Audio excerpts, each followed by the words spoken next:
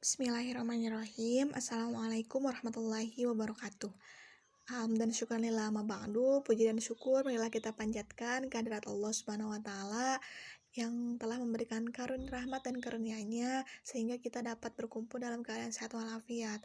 Shalawat beserta salam semoga tetap tercurah limpah kepada baginda alam yakni Nabi Muhammad Shallallahu alaihi wasallam. Selamat siang teman-teman. Alhamdulillah pada kesempatan kali ini saya Dana Latif Ajhar, perwakilan dari kelompok 12 sebagai moderator akan memandu presentasi perkuliahan pada pertemuan 15 kali ini. Baik, selanjutnya kami dari kelompok 12 akan memaparkan materi mengenai membuat satuan kegiatan harian. Baik, langsung saja kita ke pemateri pertama, yakni dari saya sendiri akan memaparkan mengenai apa pengertian dari satuan kegiatan harian. Perencanaan harian disusun dalam bentuk satuan kegiatan harian atau disingkat dengan SKH. Nah, SKH ini merupakan penjabaran dari satuan kegiatan mingguan atau SKM. Dengan menyusun SKH, maka pemberian pembelajaran tidak akan melenceng dari rencana. Jika kita analogikan seperti belanja ke pasar, maka RKH ini atau SKH ini adalah daftar belanjaan. Nah, kan dengan adanya daftar belanjaan, kita tidak akan bingung harus membeli apa aja ketika di pasar. Juga kita dapat memperhitungkan besaran biaya yang akan dikeluarkan. Nah, sama dengan SKH juga. Dengan SKH, pembelajaran akan lebih terencana. Nah, SKH ini memuat kegiatan-kegiatan pembelajaran baik yang dilaksanakan secara individual, kelompok, maupun klasikal dalam satu hari. SKH ini terdiri dari yang pertama ada kegiatan awal. Yang mana kegiatan awal ini merupakan kegiatan untuk pemanasan dan dilaksanakan secara klasikal.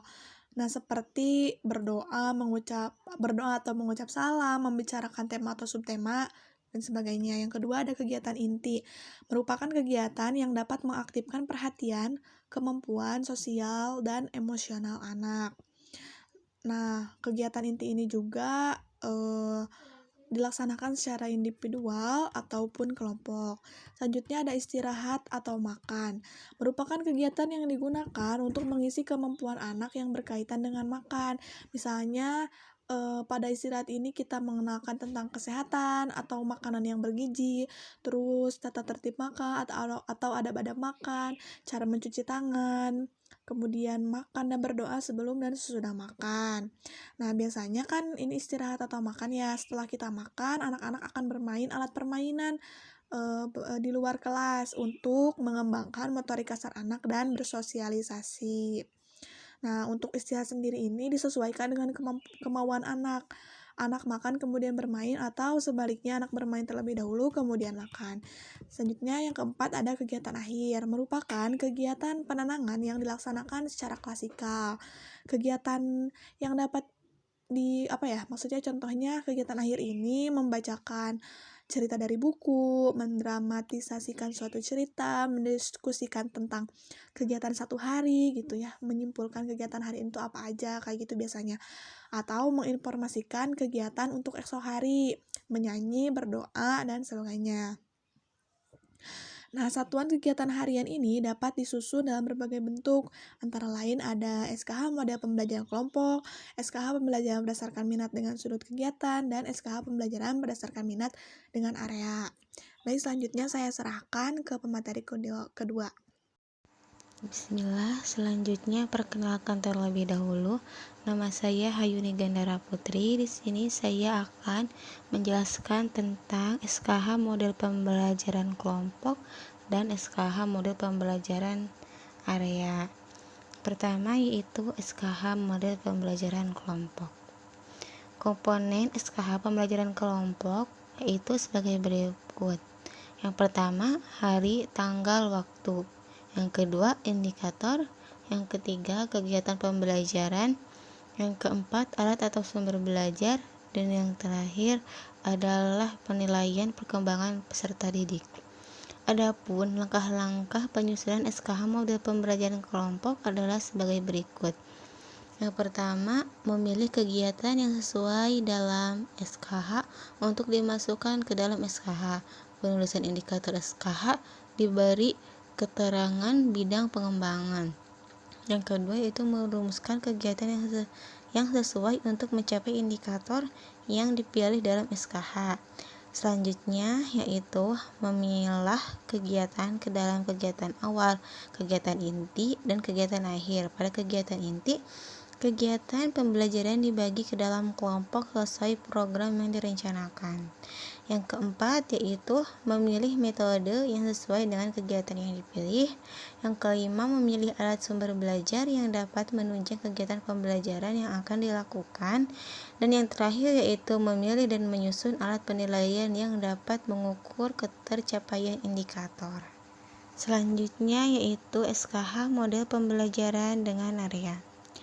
Komponen SKH model pembelajaran area sebagai berikut. Yang pertama, hari, tanggal, waktu. Yang kedua, indikator. Yang ketiga, kegiatan pembelajaran. Yang keempat, alat atau sumber pembelajaran. Yang kelima, alat dan hasil penilaian perkembangan anak didik. Adapun langkah-langkah penyusunan SKH dengan area sebagai berikut, yaitu yang pertama, memilih kegiatan yang sesuai dengan SKM untuk dimasukkan ke dalam SKH. Penulisan indikator dalam SKH diberi keterangan bidang pengembangan. Yang kedua, merumuskan kegiatan yang sesuai untuk mencapai indikator yang dipilih dalam SKH. Yang ketiga, pada kegiatan inti, kegiatan pembelajaran disesuaikan dengan minat yang akan dilaksanakan. Yang keempat yaitu memilih kegiatan dalam kegiatan awal, kegiatan inti, dan kegiatan akhir. Pada kegiatan inti, kegiatan pembelajaran dibagi ke dalam kelompok sesuai dengan program yang direncanakan. Yang kelima yaitu memilih metode yang sesuai dengan kegiatan yang dipilih. Yang keenam, memilih alat atau sumber belajar yang dapat menunjang kegiatan pembelajaran yang akan dilakukan. Dan yang terakhir yaitu memilih dan menyusun alat penilaian yang dapat mengukur ketercapaian hasil belajar atau indikator. Mungkin sekian dari saya. Selanjutnya kepada pemateri selanjutnya dipersilahkan. Saya Dina Mutia akan melanjutkan materi selanjutnya yaitu contoh SKH aspek perkembangan sosial emosional anak usia dini. Di sini ada tabel yang berisikan capaian perkembangan, indikator, tujuan, kegiatan pembelajaran, alat atau sumber belajar, penilaian. Dalam penilaian ada alat dan aspek.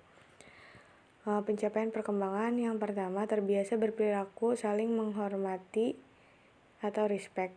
Indikatornya menghormati guru, orang tua, dan orang yang lebih tua. Tujuannya menanamkan perilaku hormat menghormati. Kegiatan pembelajarannya upacara rasa cinta tanah air.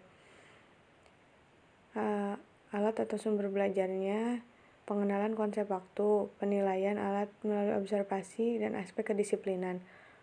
Capaian perkembangan yang kedua, mengenal konsep waktu. Indikator, mendengarkan dan memperlihatkan teman berbicara, membedakan waktu pagi, siang, dan malam, menggunakan konsep waktu hari ini, nanti, sekarang, besok, kemarin. Tujuannya, melatih keberanian tampil di depan kelas, belajar mendengarkan teman atau guru yang sedang berbicara, belajar memahami konsep waktu, belajar konsep angka. Kegiatan pembelajarannya, anak berdoa bersama guru say hello kepada teman-teman di kelas, guru dan pasukan bertanya jawab tentang konsep waktu.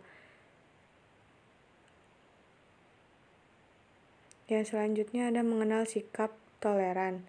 Indikatornya mau meminjamkan miliknya, mau berbagi dengan teman, dan saling membantu sesama.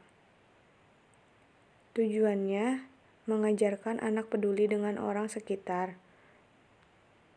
mengajarkan anak berbagi dengan orang lain, mengajarkan anak saling menolong dengan orang lain, mengajarkan anak meminjamkan yang ia miliki. Kegiatan pembelajarannya attitude yaitu toleransi. Guru menunjukkan media, guru membagi anak berkelompok sesuai dengan adegan yang ada di gambar. Anak praktekkan langsung untuk melakukan seperti yang telah dijelaskan. Anak praktek meminjamkan miliknya dengan meminjamkan tas yang dibawa. Anak praktek langsung mau berbagi dengan teman. Anak saling berbagi. Alat atau sumber belajarnya laptop, LCD. Penilaiannya melalui observasi dan catatan. Aspeknya pemahaman sikap toleransi. Yaitu kegiatan selanjutnya yaitu ada kegiatan inti lalu kegiatan penutup. Mungkin itu saja, saya kembalikan kepada moderator. Terima Baik, kasih. mungkin cukup sekian presentasi dari kelompok kami. Mohon maaf bila terdapat banyak kesalahan.